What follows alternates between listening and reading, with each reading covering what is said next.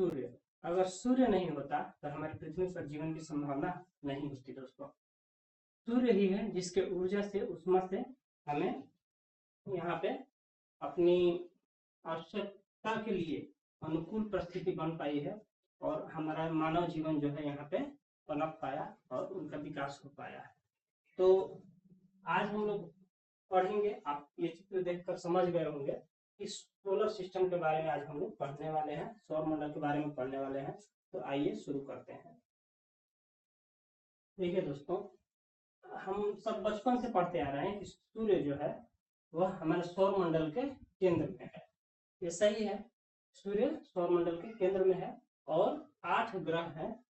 आप जानते हैं 8 ग्रह कौन कौन है, फिर भी मैं जानकारी के लिए बता देता हूँ। मेरा ये लेसन पढ़ाने का एक मकसद है कि इसमें जो परीक्षा की दृष्टि से जो बहुत महत्वपूर्ण इसमें से जो प्रश्न बनते हैं उसको मैं आपके की पॉइंट के रूप में आपको बताता चलूंगा और आप उसे ध्यानपूर्वक नोट करते चलेंगे। ठीक है, तो आइए शुरू करते हैं, देखते हैं। तो ये जो सूर्य है इसका 8 ग्रह परिक्रमा करते हैं, यानी कि चक्कर लगाते हैं। ठीक है, सूर्य क्या है? सूर्य एक तारा है। तो सूर्य के बारे में हम जानेंगे, थोड़ा सा ग्रहों के बारे में भी जानना, एक एक करके हम सबके बारे में जानेंगे। सूर्य के बारे में थोड़ा डीपली जानेंगे, उसके पहले थोड़ा ग्रहों के बारे में जान लेते हैं जिनसे प्रश्न अक्सर पूछे गए हैं। तो सूर्य से सबसे नजदीक जो ग्रह है वह कौन सा है? बुध है। आप जानते हैं बुध जो है वह सूर्य का सबसे निकटतम ग्रह है। तो बुध ग्रह से 2-3 प्रश्न बनते हैं जो कि आपको ध्यान रखना है। वो कौन कौन सा? वो पहला कि सूर्य के सबसे नजदीक का ग्रह कौन है? बुध है। और दूसरा, सूर्य की परिक्रमा सबसे कम अवधि में, यानी कि सबसे कम समय में कौन सा ग्रह पूरा करता है? तो वो भी बुध ग्रह है। ये सबसे नजदीक का तारा, तारा नहीं, सबसे नजदीक का ग्रह है बुध, सूर्य से सबसे नजदीक। उसके बाद यह सूर्य की परिक्रमा सबसे कम समय में पूरा करता है। कितने दिन में? 88 दिन में पूरा करता है। 88 दिन में एक चक्कर पूरा करता है। और अपने अक्ष पर, ये अपने अक्ष पे भी घूमता है। ठीक है, एक तो ऐसे घूमता रहता है और यहाँ भी अपने अक्ष पे ऐसे गोल गोल घूमते हुए इसका चक्कर लगाता है।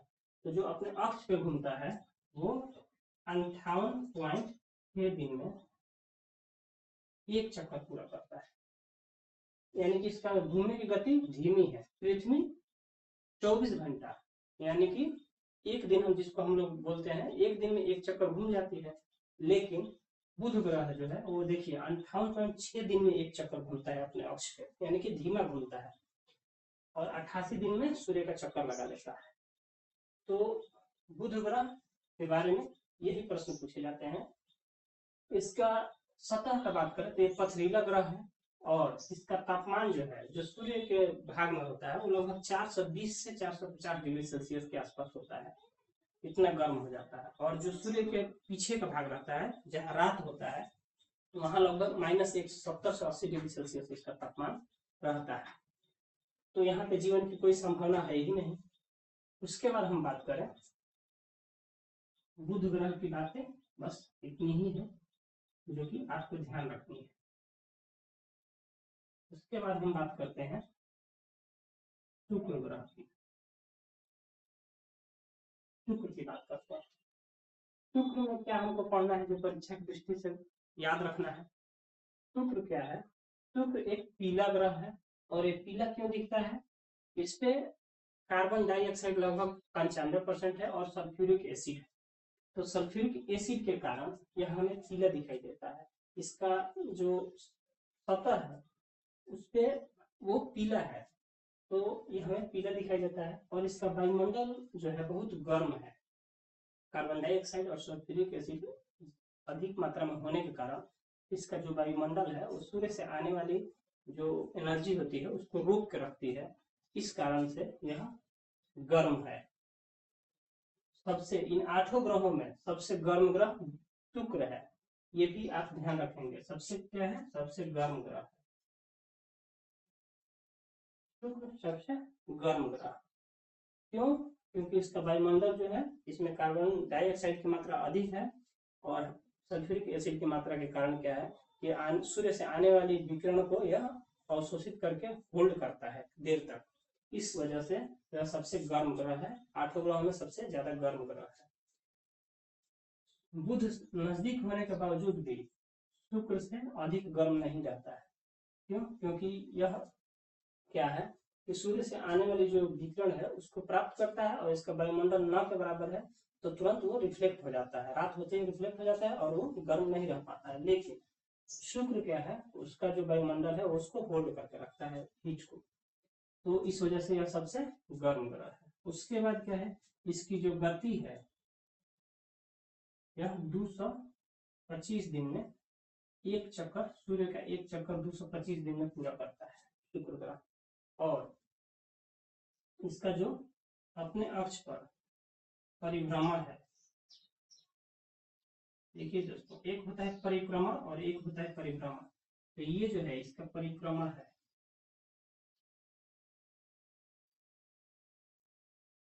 परिक्रमण यानी कि परिक्रमा, आप समझ गए होंगे, ये परिक्रमा परिक्रमण, और परिभ्रमण अपने जगह पे घूमना। तो अपने जगह पर यह 243 दिन में घूमता है। देखिए पृथ्वी अपने जगह पे 24 घंटे यानी एक दिन में घूम जाती है, एक चक्कर पूरा करती है, और यह 243 दिन में घूमता है। देखिए कितना धीमा गति से घूमता है। और इसकी जो गति है, सूर्य का एक चक्कर 225 दिन में पूरा कर लेता है, लेकिन अपने अक्ष पर 243 दिन में एक बार घूमता है।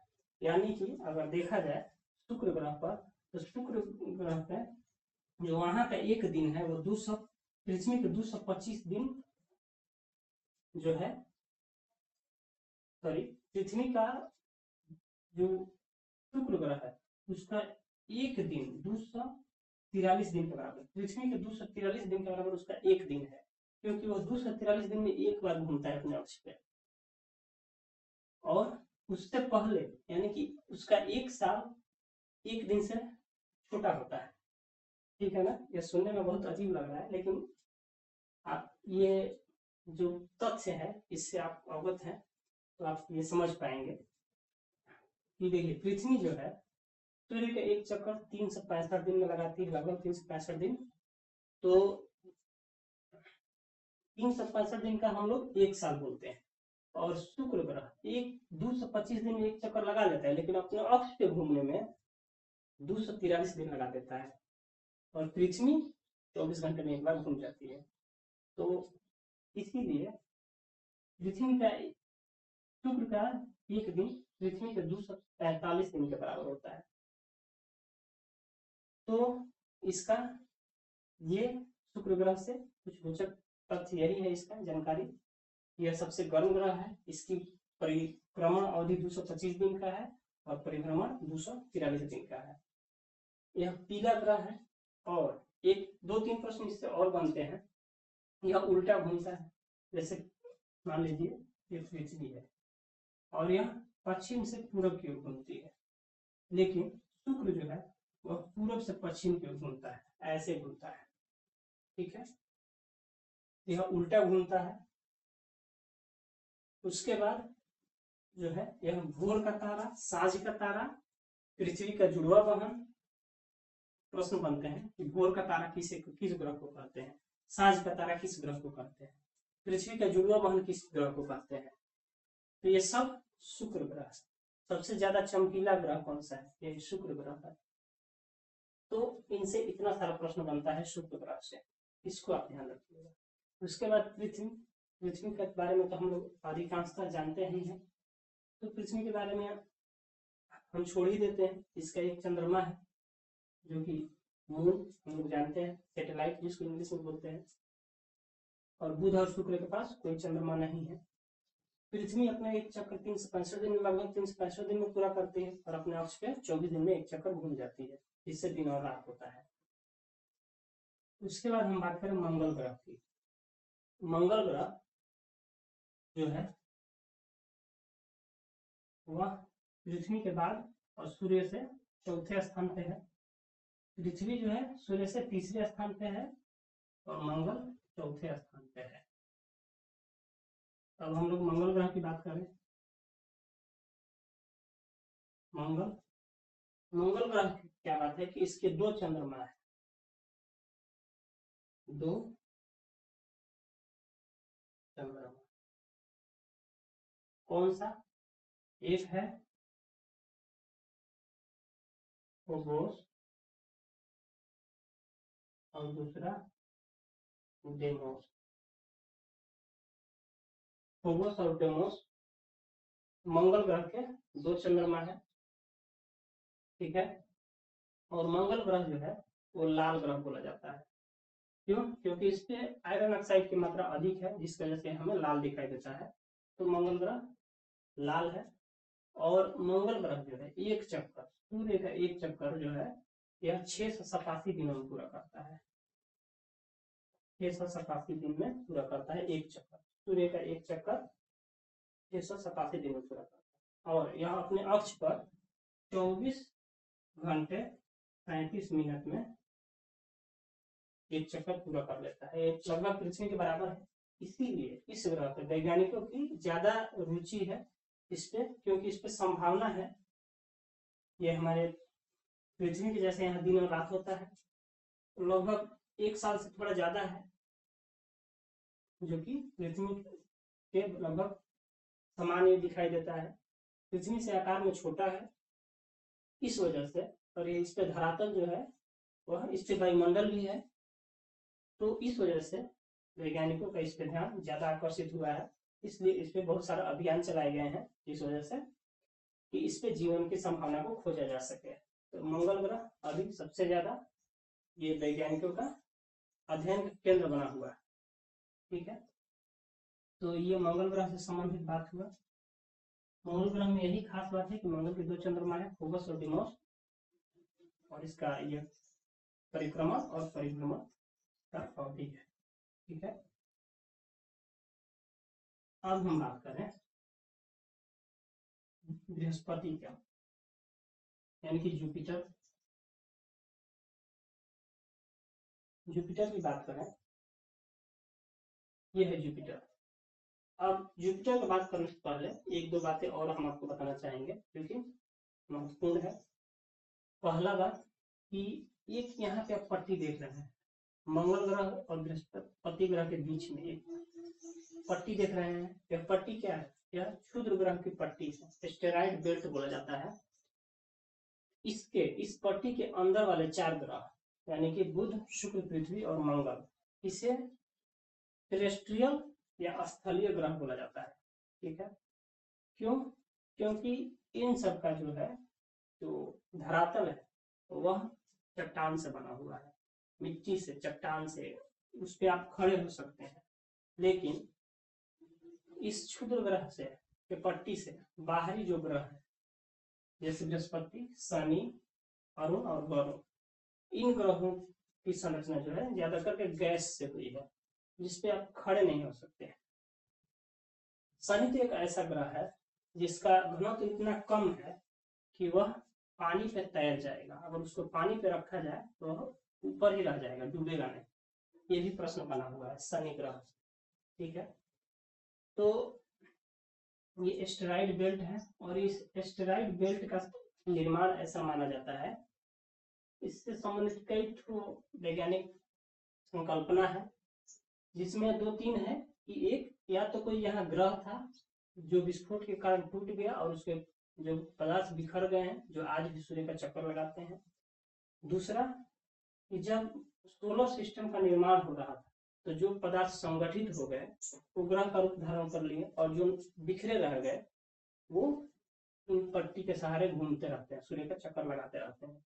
इन्हीं एस्टेरॉइड बेल्ट से, सूर्य के गुरुत्वाकर्षण शक्ति से, अगर कोई एस्टेरॉइड, क्षुद्र ग्रह, उल्का पिंड जिसको हम लोग बोलते हैं, वह अपने इस परिक्रमण बेल्ट से बाहर निकल जाता है, तो यह पृथ्वी की तरफ, मंगल ग्रह की तरफ इधर आकर्षित होता है, और गुरुत्वाकर्षण के कारण यह टकराने की संभावना रहती है, जो अक्सर आप लोग समाचार न्यूज वगैरह में देखते रहते हैं।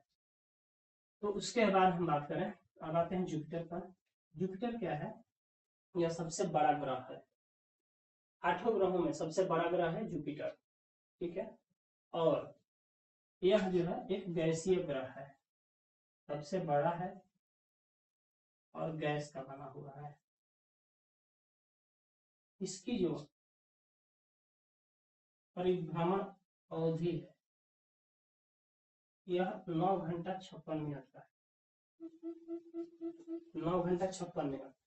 सबसे कम समय में यह अपने अक्ष पर घूमने वाला ग्रह है बृहस्पति।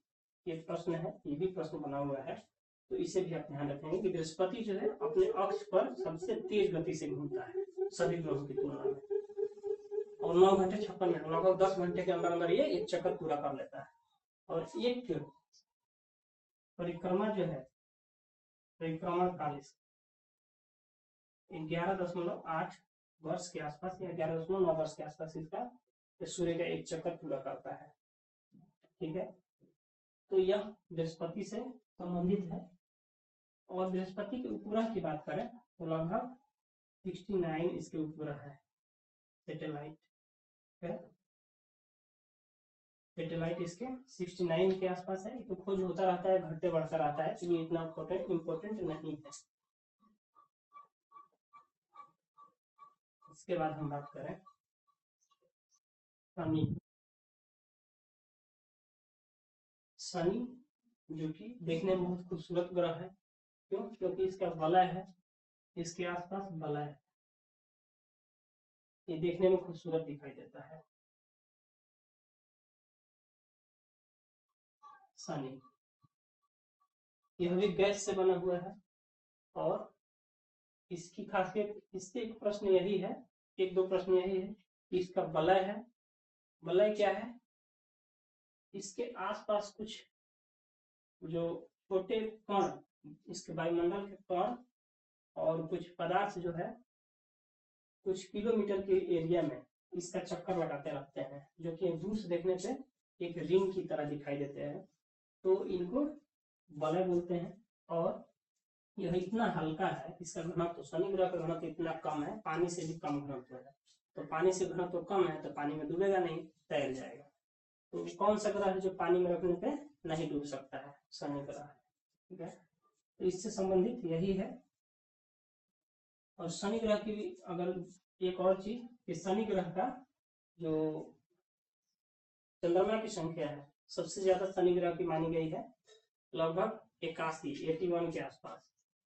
तो हमने बताया कि यह भी इससे पहले 2019 तक बृहस्पति का सबसे ज्यादा चंद्रमा की संख्या थी, लेकिन उसके बाद खोज हुई और उससे ज्यादा शनि ग्रह की चंद्रमा का पता लगाया गया, जिस कारण अब शनि ग्रह जो है सबसे अधिक चंद्रमा वाला ग्रह बन गया है। तो ये तो खोज जारी रहेगा, और जितनी ज्यादा ग्रह जिस उपग्रह जितनी ग्रहों को मिलेंगे चंद्रमा, उनकी संख्या घटती बढ़ती रहेगी। तो ये इतना इम्पोर्टेंट नहीं है। फिलहाल इतना आपको याद रखना है कि अभी जो है सबसे अधिक चंद्रमा वाला ग्रह शनि है। ओके, फिर हम बात करें अरुण यानी कि यूरेनस का। यूरेनस या अरुण, तो अरुण ग्रह जो है ये भी गैसीय ग्रह है, और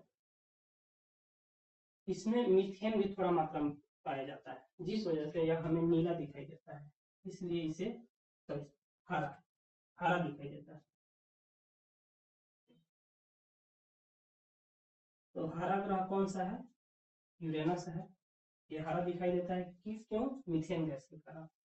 इस पे कुछ मात्रा में मीथेन पाया जाता है, लगभग 2.5 या 3% यहाँ पे मीथेन पाया जाता है, बाकी हीलियम, हाइड्रोजन ये सब पाए जाते हैं। तो मीथेन के कारण यह हमें नीला दिखाई देता है। और यह भी एक ग्रह है, शुक्र के बाद ये दूसरा ग्रह है जो उल्टा अपने अक्ष पर उल्टा घूमता है, यानी कि यह पूर्व से पश्चिम की ओर घूमता है, यूरेनस।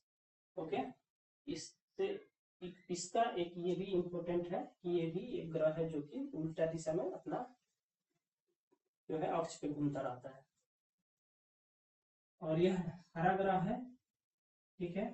इसके भी छल्ले हैं, लेकिन शनि की तुलना में पतले हैं, इसलिए यह उतनी क्लियर दिखाई नहीं देते हैं। उसके बाद हम बात करें यहाँ का तापमान का बात करें तो तापमान बहुत कम हो गया, यहाँ पे जाते जाते लगभग इसका टेम्परेचर -170 डिग्री के आसपास होता है, -170 डिग्री के आसपास इसका तापमान होता है।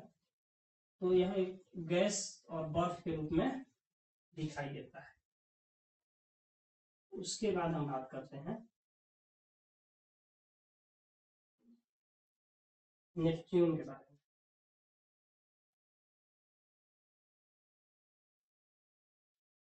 वरुण यानी कि ये वरुण है,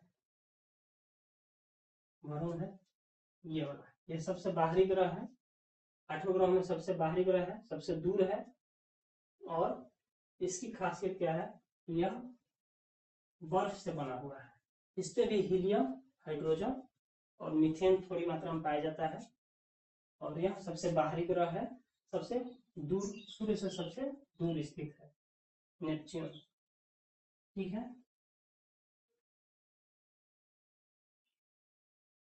एक और बात, इस यूरेनस से रिलेटेड एक और बात है कि यह इसे लेटा हुआ ग्रह कहते हैं। यह अपने अक्ष पे लगभग 77 से 80 डिग्री झुका हुआ है, इस कारण इसे लेटा हुआ ग्रह कहते हैं। और यह इस वजह से, लेटे हुए वजह से यह लुढ़कते लुढ़कते अपनी परिक्रमा पूरा करता है। तो ये 8 ग्रहों से संबंधित कुछ जानकारी हो गई। इसमें जो परीक्षा की दृष्टि से महत्वपूर्ण था वही हमने आपको ज्यादा फोकस किया है बताने के लिए। बाकी तो आप बचपन से पढ़ते आए हैं इसके बारे में। एक चीज और आपको बताना चाहूंगा कि जैसे ही एक एस्टेरॉयड बेल्ट पाया जाता है, वैसे एक यहाँ भी एस्टेरॉयड बेल्ट पाया जाता है, चारों तरफ एस्टेरॉयड बेल्ट पाया जाता है यहाँ भी। और यह बेल्ट, इसे काइपर बेल्ट बोला जाता है।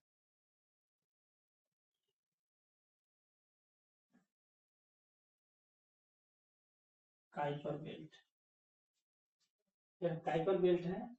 इसमें भी बर्फ के कण और डस्ट, बादल, धूल कण, ये सब इसका चक्कर लगाते हैं। इसमें छोटे मात्रा में एस्टेरॉयड भी है। तो इन्हीं काइपर बेल्ट में एक और ग्रह था जिसे हम लोग प्लूटो के नाम से जानते थे। प्लूटो 9 ग्रह था, हम सभी पहले पढ़ते थे 9 ग्रह, बाद में 8 ग्रह कर दिए गए। क्यों? क्योंकि प्लूटो को ग्रहों की जो संख्या है, ग्रहों की श्रेणी है, उनसे इसको बाहर कर दिया गया था। क्यों? क्योंकि ग्रह होने के कुछ निश्चित पैरामीटर होते हैं। उसमें से कुछ पैरामीटर जो है, एक पैरामीटर जो है वह प्लूटो पूरा नहीं कर पा रहा था। वो कौन सा पैरामीटर है? ग्रहों की अपनी एक निश्चित क्या है, परिक्रमा से वो निश्चित होना चाहिए जिसपे वो सूर्य की परिक्रमा करते हैं। प्लूटो जो है, प्लूटो का जो मार्ग था वो निश्चित नहीं था। वह जो है नेपच्यून का जो परिक्रमण मार्ग है उसको वो क्रॉस करता था, काटता था। इस वजह से उसे बाहर कर दिया गया, 52 ग्रह की श्रेणी में उसे रखा गया और इन 8 ग्रहों से उसे बाहर कर दिया गया। एक था प्लूटो, वो इसी काइपर बेल्ट का ही सदस्य है, जो कि उसे बाहर अब कर दिया गया है, वो 9वां ग्रह था। तो उम्मीद करते हैं दोस्तों कि इन सोलर सिस्टम के इन ग्रहों से संबंधित आपके जो परीक्षा की दृष्टि से पूछे जाने वाले जो प्रश्न है, जो कि आपको क्लियर हो गए होंगे, आप अगर ध्यान से पढ़े होंगे तो जरूर क्लियर हो गए होंगे। अब हम इसका दूसरा पार्ट लेके आएंगे जिसमें हम आपको सूर्य की संरचना के बारे में बताएंगे। ठीक है, सूर्य कैसे बना और वह उससे सौरमंडल का निर्माण कैसे हुआ। तो वीडियो ज्यादा लंबा ना हो जाए इस वजह से अभी हम इसको यहीं पे रोकते हैं और अगला पार्ट हम जल्दी लेके आने वाले हैं। ठीक है दोस्तों, तो मिलेंगे आपसे।